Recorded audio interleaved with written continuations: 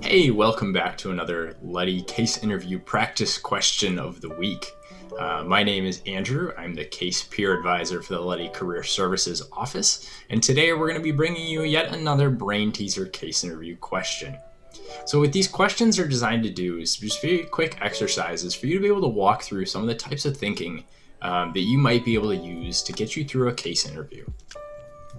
And so some of the things we touched on last week, some of the mistakes that we tend to see is that you might, listen to the problem carefully and really understand what you're trying to solve. So you want to be able to understand the objective of the problem you're solving before you start working into it. And then from there, you can structure your thinking and go ahead and solve the problem.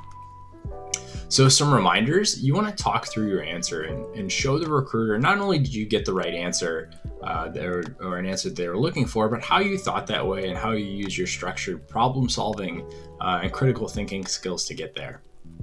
And another trick, just to start with what you know. If you don't know the final solution, that's okay. But go ahead and start with something you do know, and hopefully you can work your way towards that answer then. So that being said, we're going to go ahead and hop into today's brain teaser of the week. So we're trying to find how many degrees difference are between the hands of a clock at 3:15. So we're going to ask you to go ahead and pause the video and go ahead and think through the solution, and then we'll come back and solve it together.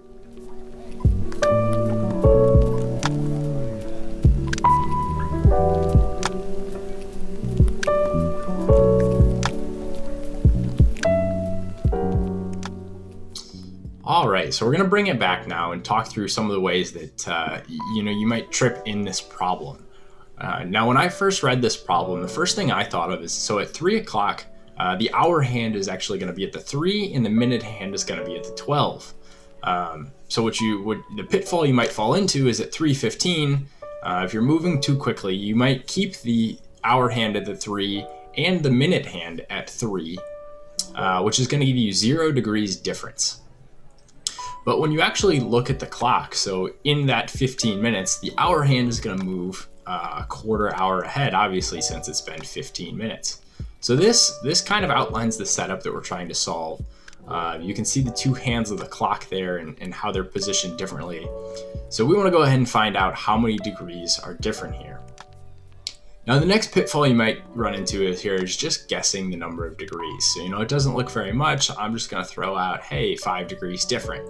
Now, the problem there is that if asked how you solve that, then you have to kind of backtrack your way through it. I just kind of guessed and it didn't look that many. So we're going to go ahead and offer a structured way to think about this problem. And in doing that, I'm going to start with what I know. So I know that in 3 hours, one hand is going to go ahead and move 90 degrees. So that's been outlined here in the diagram. So we know that from 3 to 6 p.m., the hour hand is going to go ahead and move 90 degrees. And in 15 minutes, the minute hand is going to move 90 degrees. So once we know that, what we're trying to do is we're trying to figure out the difference. So we've got 90 degrees at the minute hand. We've got to go ahead and figure out the hour hand now. So again, we know that in 3 hours, it's going to move 90 degrees. So from there, I can just go ahead and calculate the math. So I know if in 3 hours, the hand is going to move 90 degrees, that in 1 hour, the hand is going to move 30 degrees. And you can kind of keep just working your way back from there. So if I know in 1 hour, it's going to move 30 degrees, in half an hour, it's going to move 15, and then so on and so forth. So we come to the answer that in a quarter of an hour, that hand is actually going to move 7.5 degrees.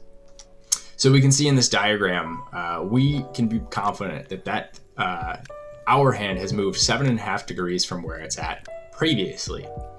So that way, not only do you have the exact degree and how much it's moved, but you can actually walk through your steps and how you got there. So the whole time you're doing this, if you need to take a minute and think, that's totally fine. But you want to show the recruiter that you've done this math and kind of figure out the problem and that you've walked through the correct steps.